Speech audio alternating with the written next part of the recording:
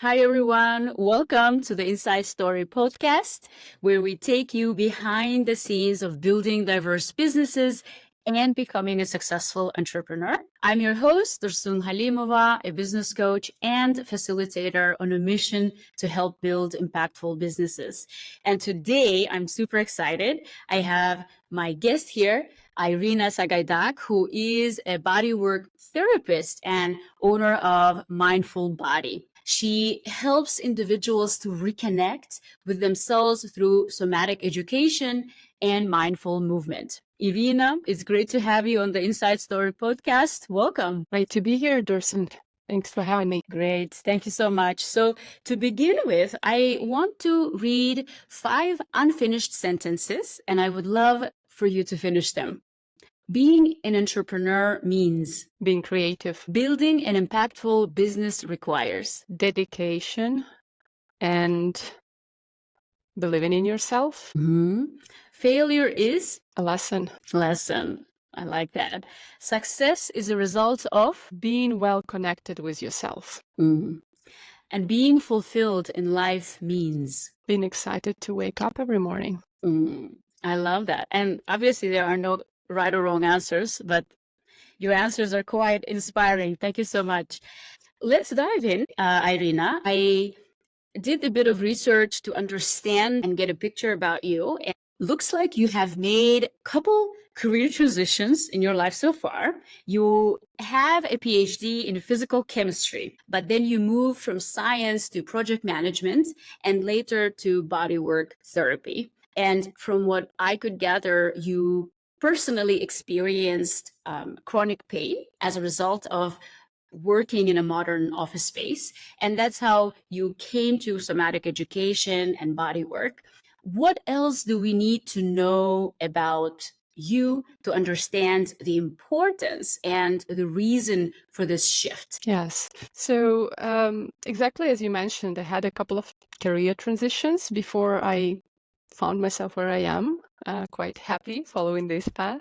So when I think of it, there were two parallel lines growing. One was related to the career or professional growth and development. So I would call that line a search for meaning in terms of work. When I worked as a researcher, when I was doing my PhD, that was the work I was quite good in and I could do, but I felt like something is missing. So at the back of my mind, I was searching for what can bring me more fulfillment. And even more than that, in what area would I be more useful to people than this? Because I knew I can be much more useful than that.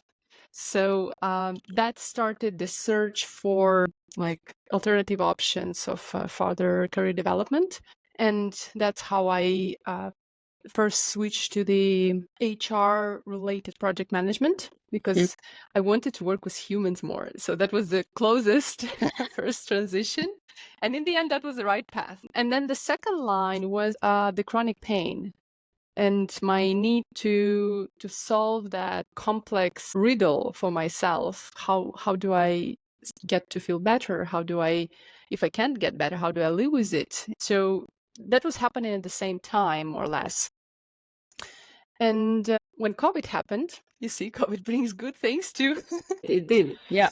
Yeah, I think for many people, that time to reflect without that much of external noise was precious. That's where I started to actually think about what does really bring me fulfillment and what do I really enjoy doing. And I came by the thinking about massage. I've been doing massage to people since I was 14. Just it always came naturally. So I kind of discussed that with my husband, and a supportive kind of person as he is, he was like, so why don't you train in it and let's see from there. So I took all my vacations to train. Wow. Since then. And first it was massage, and I applied it for self massage to myself to relieve the pain. And I studied anatomy on my own because I went through all the doctors you can go to, and they said there is nothing structurally wrong with you. That's it. Take painkillers. Stress less. Yes, that's also good advice. Which is good advice, but how do you do that? Exactly. If anyone could give a stress pill, stress resistance pill, maybe? Yeah, exactly. But it's not that straightforward. The very big realization was at that moment when I thought, okay, there is nobody that can help me. I'm the only person to move forward with this and to rely on. As sad as frustrating as it was also very empowering to take the responsibility into my own hands. And I started to study anatomy and everything I could research. And that's where my research background was really helpful. So PhD was for nothing. It gave you some was skills. for nothing. I always like to say that, still nowadays, PhD, it's actually deciphers as a doctor of philosophy. And then you have in science, in art and stuff. So I like to say that PhD is given to you not for the specific technical thing you do, but going and surviving through that experience of extreme pressure. Yeah, and knowing how to find information and how to understand, right? Yeah. I think when it comes to science, there's abundance. I mean, and that's a good thing. There's abundance of research on many topics, and I think PhD, if it does, at least it teaches you to be able to go through lots of data and make sense and meaning. And actually, it also like the PhD experience is the experience of you getting there. You kind of have some training in the field, in the broader field, but when you start researching your own project, you know nothing about it. So you start in it almost from zero with just generic knowledge.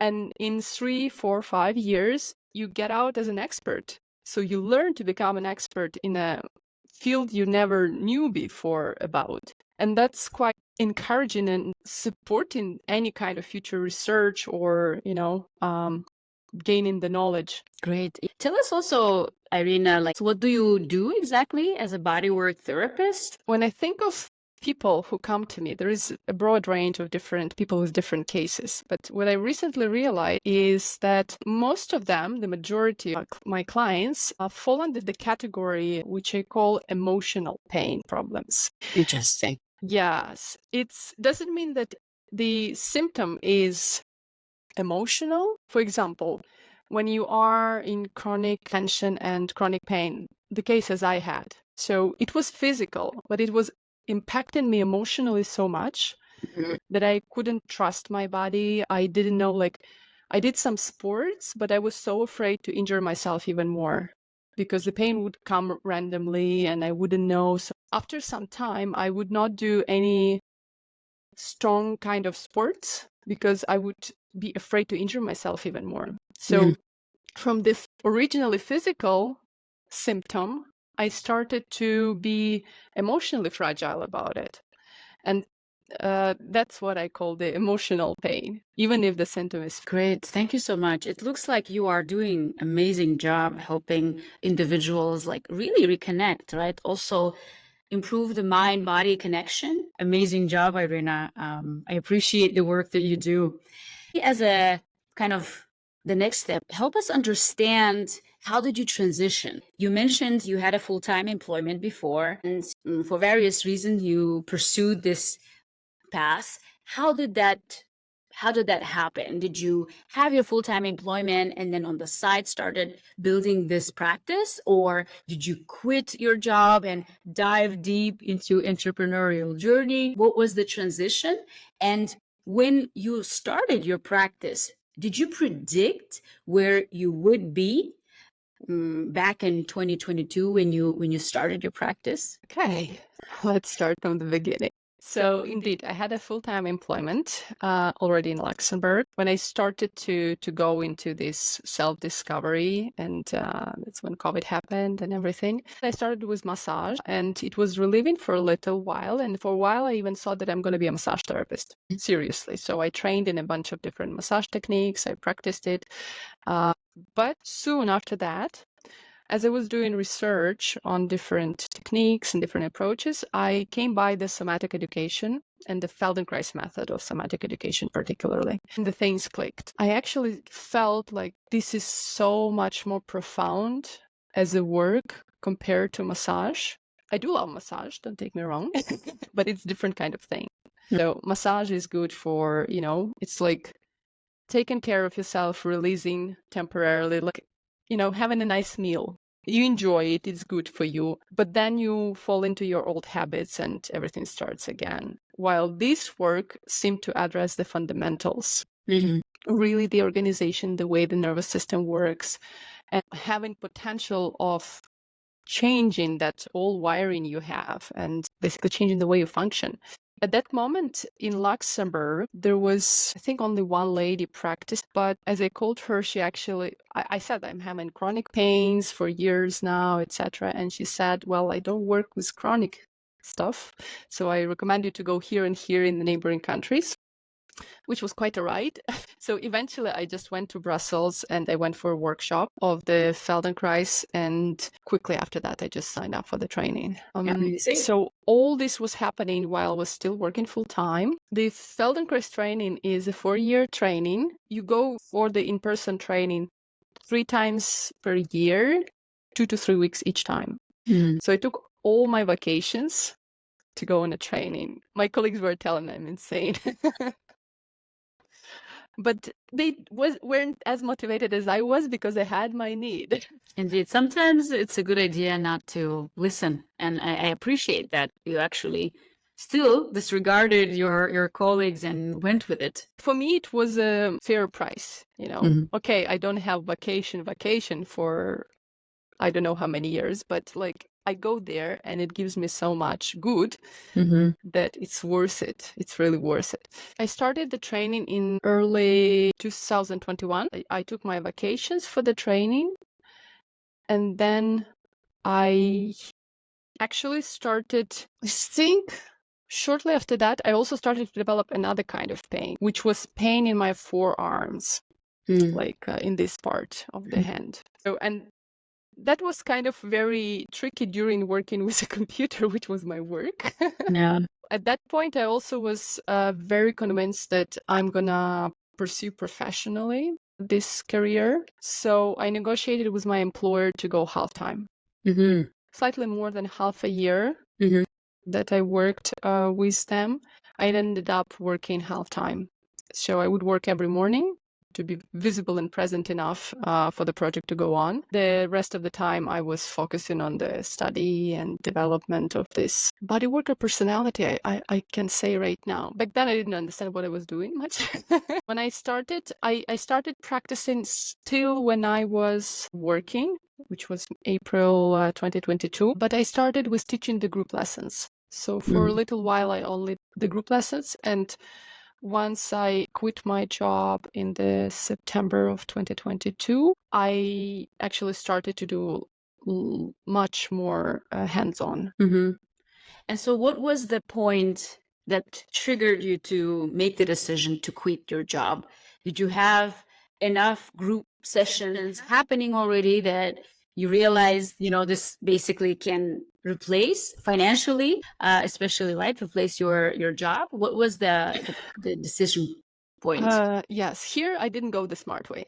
There is no smart way. There is your way. Well, the one you named, that's a safe and smart way. In my case, in addition to all this change of career, my husband and I, we bought a house and we started the renovation of the house, which lasted almost 3 years. A lot of works in which we did ourselves. At that summer of 2022, I just realized that first, going half-time is... Everybody who's worked half-time, they're going to tell you this truth that it's never half-time. You're just paid half. Indeed. And that was quite a big revelation for me because I kind of had bigger number of hours, but it's not completely half because you still commute. Plus the stress, the amount of the density of work I was doing in those 4 hours per day was so much bigger that I was just exhausted afterwards. At some points, I felt like even though I kind of have the number of hours per day left, which I can use to develop my business, I don't have enough energy. And if I keep working right now or for another year, or I quit in 3 months, at any moment that I go fully into my business, into my work, I will have to start from scratch.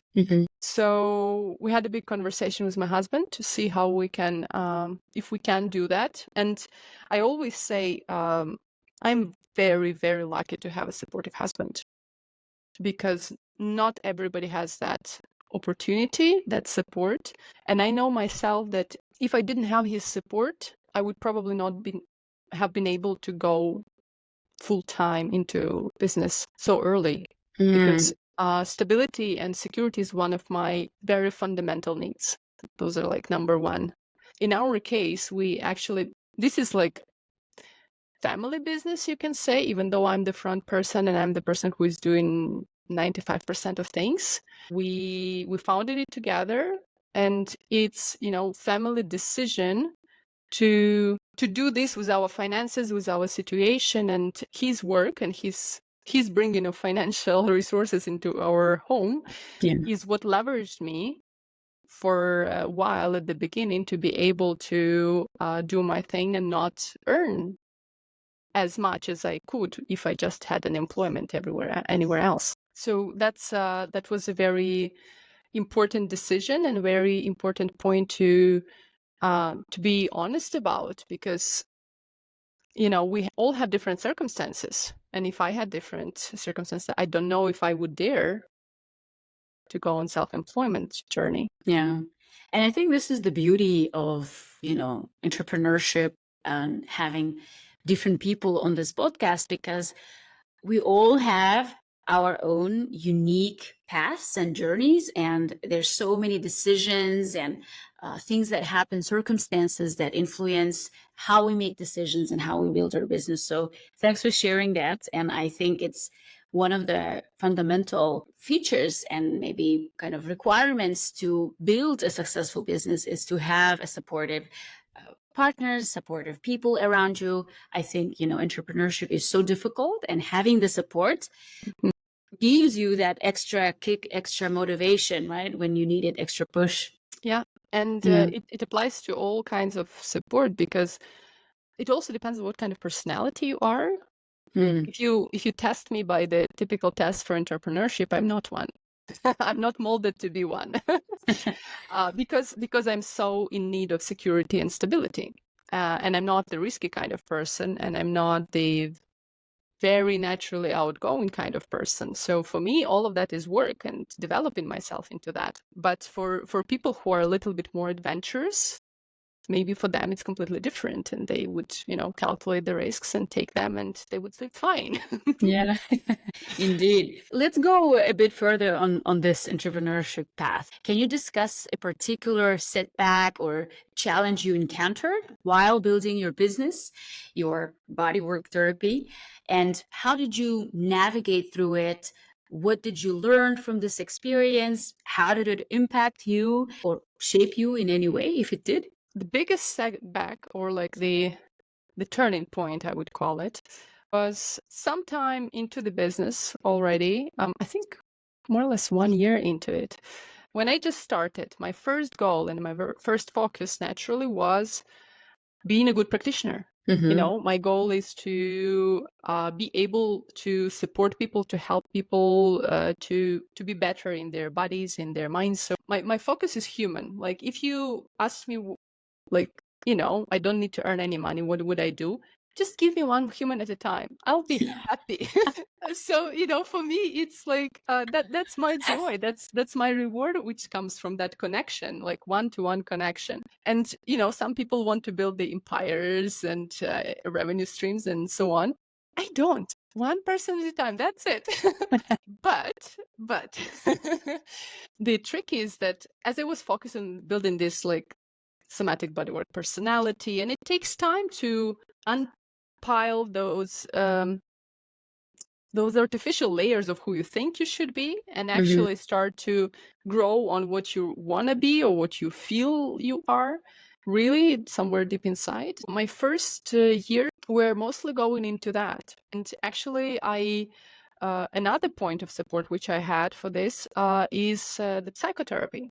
I've been in therapy for even before I started this, but I very much recognize that the support of my therapist in this process was crucial, because it helped me much more ecologically to go and to understand myself better, to find the ways to transform into this new personality, because it's quite a transition. But then at some point, once I already felt like, okay, I'm competent enough, I see the clients are being happy, and it works, it seemed to work.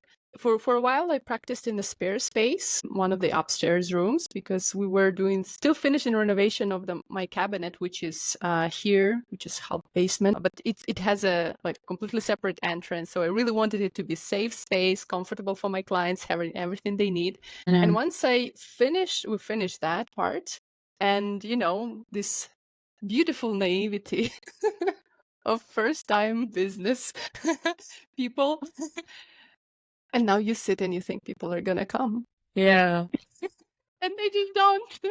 So, I still had some clients, but it's, once you put half of your time is focused on creating the space, then you think, okay, I'm going to finish it. And then that time is going to be filled with the clients. And it's not like I really thought of it, but somewhere on a visceral level, I wished it was that way. Yeah. We all do. Yeah.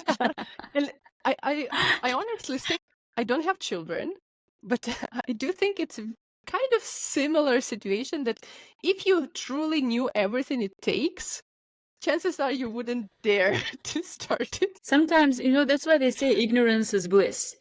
Yes. Doing things that you have no idea. If you knew the journey ahead of time, maybe you would never embark on that journey. Yes, that's how I feel it was with me. But then it was quite a painful, realization to start understanding that whatever the best therapist, body worker in the world I might be, if I don't do business, I'm not going to survive much. Yeah. That takes a lot of also psychological work to do, because we have all these images, ideas, childhood imprints of what one thing means, another thing means. So I don't come from the entrepreneurial family. I come from the family which, traditional post-Soviet upraising, where you don't show off, you don't stick out, you just be as usual as you ought to be, work and study, and that's it. So I had to do a lot of internal work to actually start growing that entrepreneurial layer of personality. And that one is still in the process, and I think it's going to be forever. But it's true that, learning that you got to market, you got to sell, you got to do these things, and that yes, your business is your baby, it's part of you, but at the same time, it's not you per se. Okay. So for me, one of the hard parts was to start feeling that line of where, I'm still personal with all my clients and I deeply care about them, but also it's not like I'm building just friendship, it's a little bit another layer of communication and everything. In January, I watched a movie which I loved how they put this. So the movie is called Ferrari. I don't know if you've heard about it. No. So it's a movie based on historical facts about the Enzo Ferrari, who is the owner of the car company, and it's early years after the Second World War, I think, if I'm not mistaken, maybe after the first. So the idea is that he's building the racing cars, and racing is his main passion. That's what he's done, and then he has this business. And then at some point, his friend and business advisor comes to him and says, Enzo, we are financially not really good. You got to bring in money. Either you bring the partners or you start selling more customer cars like Jaguar does, because they went for the race. They got like second, third place. They got popular. They won the race on Sunday. On Monday, they have a queue of kings wanting to buy their car. That's how you do it. And then this Enzo Ferrari tells him, yeah, but Jaguar races to sell the cars. I sell cars to race. We are just completely different kinds of organisms. And the friend says, like, Ferrari, you better sell cars or you are no organism. And then it really struck me in terms that you either recognize the business side of it or you're no business. Mm. I kind of keep that story at the back of my mind to be more realistic. And I find that there is also quite a problem in Luxembourg, but I think also all around the world, with the well-being domain of services. And because let's take the example of Luxembourg, I wouldn't claim for other places, but if you look at the people who are practitioners of all the possible well-being alternative medicine kind of practices, for many of them it's actually not their source of income, nor Mhm. it is business, it's a hobby. Mm. It's just expensive hobby from which you maybe sometimes earn some cash. Everybody is free to do whatever they want, but the problem is that because we have so many people who do this as a hobby, the pricing, and they don't have a business, they don't pay the taxes and all these structures and everything that you ought to be if you do it as a business, the pricing is not realistic. Mm. And then if you do actually, like, as you said, the business plan, and you look at the numbers and you have to make it work also to pay the premises and everything, you actually realize, like, there is no way you can charge the same thing that they do. But there is a culture of thinking that that price, it should be low. So that's one of the struggles I have to deal with, and kind of differentiate myself as a business and doing this work as a business, because wise, it has to pay, it has to bring bread to the table. Exactly. The difficulty is, as you said, right? Like you might be the great expert in your given area, but unless you talk about it, people wouldn't know. And people, I think, need education, awareness raising, right? That they might have these issues, or they know that they have issues, but maybe they just don't think that there is a solution, anyone who can help them, right? Yeah. So, and I think it's important then to educate them and say, look, I'm here to do exactly this and help you in these ways. Tell me, how did you acquire your first paying client, and how did you start making the shift, started thinking about already as a business person or salesperson, right? To start to bring people. First paying client was actually the mother of my neighbor. Her mother doesn't live here. She just came on to visit. And my neighbor, she also discovered the Somatic Bodywork completely separately. And it's such a coincidence that we live next to each other. Her mother is from the Eastern Europe. And there is a different kind of perception about the well-being and stuff. She was at that moment 76, quite mobile, but the thing is that the daughter wanted to do something good, like to help her relax or take care of herself, etc. The mother would not agree to go on a massage or any kind of like undressing situation, or even to the doctor. So somehow, given that in my work we do the touch work, the one-to-one communication goes through the touch, but you're completely dressed, you're warmly dressed to start with, and it's much safer for many people. She actually agreed to come. At the beginning, when she came to me, it's like unsure, not trusting, really older lady. Yeah. But as the sessions went on, she was like, like a child, just wanting to play and explore. And like she started more to listen. And of course, she had a lot of history, like the difficulty with the hip, with the knee, etc. But she found that curiosity and joy in her body.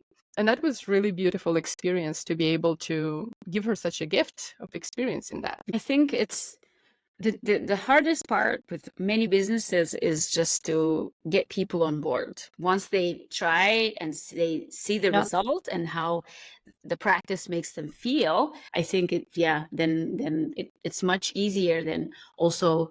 I'm assuming a lot of people come from word of mouth.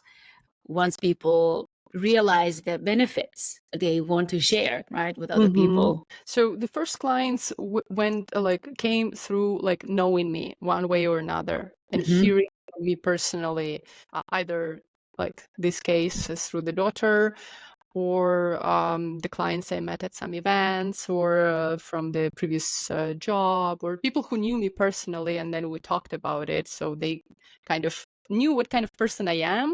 Yeah. And that gives you half of the information, right? But then, as you said, yes, the word of mouth started to work. And that's the best advertisement you can have, right?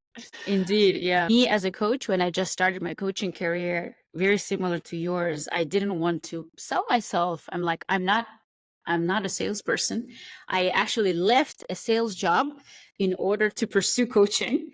And it didn't occur to me in the beginning too, or it occurred, but I was resisting it, right? I was like, no, I got my certification. I did my practice. Now I'm just going to wait. People just going to sign up for my coaching. Yeah. And yeah, unfortunately they didn't. So I had to kind of look from a different perspective and realize. And now actually, I mean, I believe in sales so much. I think sales is so important. We do it. Everyone does it in one way or the other. Maybe we don't call it sales. We call it, I don't know, negotiating, bargaining a price, or trying to get a job or promotion, right? So we all engage in it, and I think it's essential to utilize and be more conscious and aware and go after the clients that you want, because maybe in my case it also happened that the clients I got in the beginning were not really my ideal clients. Just because they came to me, they found me somehow, I got happy and I worked with them, but I realized that I have to be more cautious and go after people that I really want to work with. Yes, I fully agree. Maybe I can just add here that yes, the idea of attracting your client is very important. And I also like the idea, and I believe in it, that you cannot sell people somebody they don't need, they don't want to buy.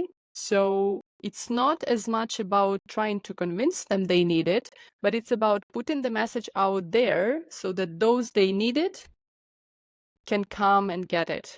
Mm-hmm. Like, you can only convince those who already are looking in your direction. Exactly. Indeed, yeah. So we are reaching the end of our conversation, but I wanted to ask two quick questions. One is related to your recent post, and I commented on it because I really liked how you, if you remember, you shared this beautiful calendar which combined a monthly, like a regular month calendar, with your cycle.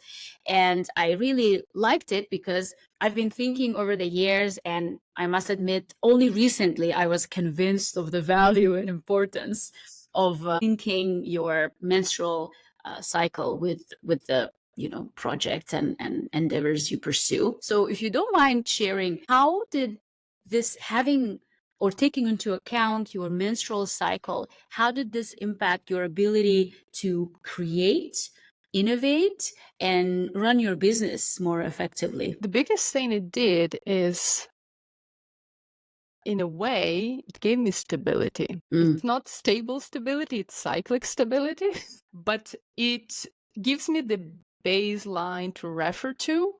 Because, one thing, when I worked for somebody else, I was very good in shutting myself down and just performing like a machine. Really good for employer and everybody else, but not for me. Once I went self-employed, I could no longer ignore myself, so it's like things started to scream into my face. And I started to notice how I feel. And also with the practice, like as I developed as a bodywork practitioner, everything I teach to others, I've gone through it myself. So I developed my own sensibility to notice what's going on in my body. And then I started to notice more of it. And then, I would plan things as usual, whatever, meeting there, presentation there.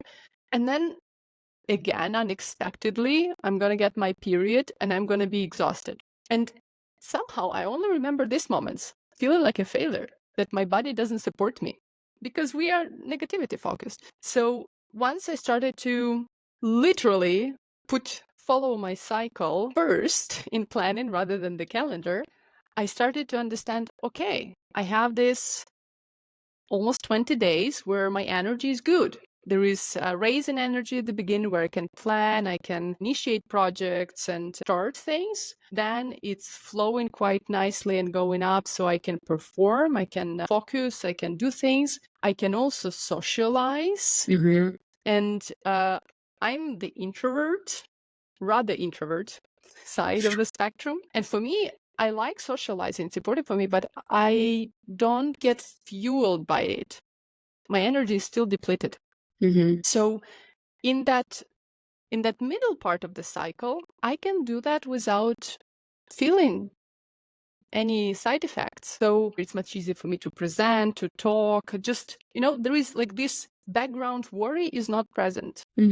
So I can really capitalize on it. And then as the cycle starts going down, the hormones all start going down in the premenstrual part, then I need to kind of take care of myself, working on my own, doing like boring administration things, not taking on the challenges. And of course, once upon a time, you have that event, external event you need to attend. But then I make sure that, I organize everything else, that all my energy goes there. I don't expect myself to do as normal plus that. Exactly. And that really helps me to feel like, it's cyclic. It's not continuous and the same all the time, but I have my ups as well, and I can really capitalize on them. So I don't feel like failing all the time as I used to before. No, that's, I think, so important for women who cycle is, to be able to understand and then to ride the wave, right? Of when you have high hormones, you feel like you're on top of the mountain, you can do everything, right? And then when you are down, you're really down. Like I am an extrovert and I get fueled by socializing.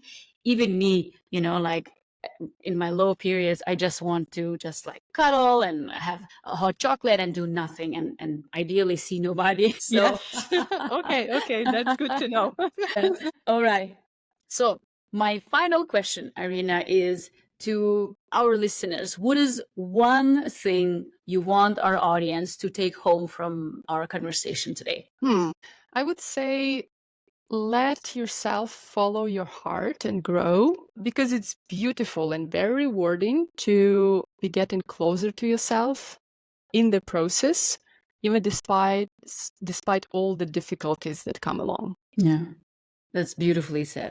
Thank you so much. I really enjoyed our conversation. It was super insightful and inspiring for me, and I hope to our audience as well. And I think, Iryna, you showcased how entrepreneurship can be different. There is a stereotypical person who is an ideal entrepreneur, but then there is people like you who have a deep passion to connect and to help people, and you just follow that passion despite maybe feeling insecure, not knowing what you're doing or how you go about building a business. So I think today you shared that kind of an example that anyone could be an entrepreneur as long as they have this kind of deep calling and passion to build, to create. So thank you so much for taking the time to share your story with us and being on the Inside Story podcast. Thank you so much, Iryna. Thank you for having me, Torsen.